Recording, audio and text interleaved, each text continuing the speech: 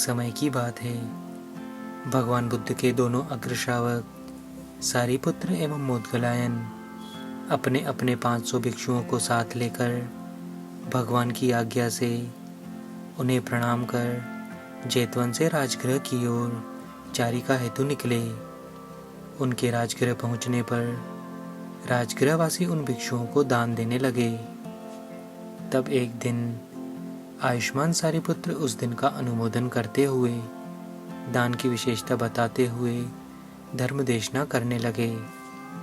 वे कहते हैं, कोई व्यक्ति स्वयं तो दान करता है, परंतु दूसरों को दान देने के लिए प्रेरित या उत्साहित नहीं करता, तो वह अनेक जन्मों में स्वयं तो उस दान के फलस्वरूप भोग, ऐश्वर्य और संपत्ति प्राप्त कर लेता है, परंतु परिवार संपत्ति प्राप्त नहीं कर पाता।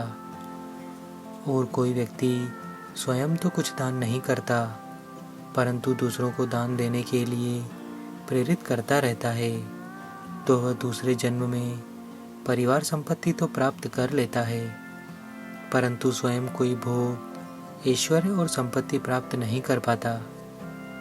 और कोई पुरुष न स्वयं दान करता है, न दूसरों को प्रेरित करता है, तो वह दूसरे जन्मों में ना तो परिवार संपत्ति ही प्राप्त कर पाता है और न स्वयं ऐश्वर्य भोग की बात तो बहुत दूर, भरपेट भोजन भी बहुत मुश्किल से प्राप्त कर पाता है।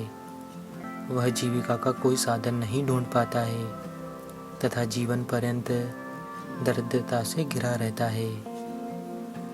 तथा कोई व्यक्ति स्वयं भी दान करता है तथा दूसरे को भी दान के लिए प्रेरित तथा प्रोत्साहित करता है, वह अनेक जन्मों में अपने किए हुए दान से शतगुण, सहस्त्र गुण या करोड़ गुण अधिक धन वैभव और ऐश्वर्य प्राप्त करता है और परिवार संपत्ति भी प्राप्त करता है। यह धर्म देशना सुनकर धर्मसभा में बैठे एक बुद्धिमान पुरुष ने सोचा, यह धर्म देशना तो बहुत युक्तिपूर्वक की गई है, तो क्यों न मैं भी इस पर श्रद्धा करके इन दोनों संपत्तियों में किसी एक को प्राप्त करने हेतु कोई शुभ कार्य करूं। यह विचार कर उसने कहा, भंते, कल आप मेरे घर भोजन दान स्वीकार करें। स्थावर ने आमंत्रण स्वीकार कर लिया। वह बुद्धिमान व्यक्ति दान के महत्व को समझकर धर्म के मार्ग पर चलने लगा। कहते हैं, दान के 3 प्रयोग होते हैं, भोग, दान और नाश।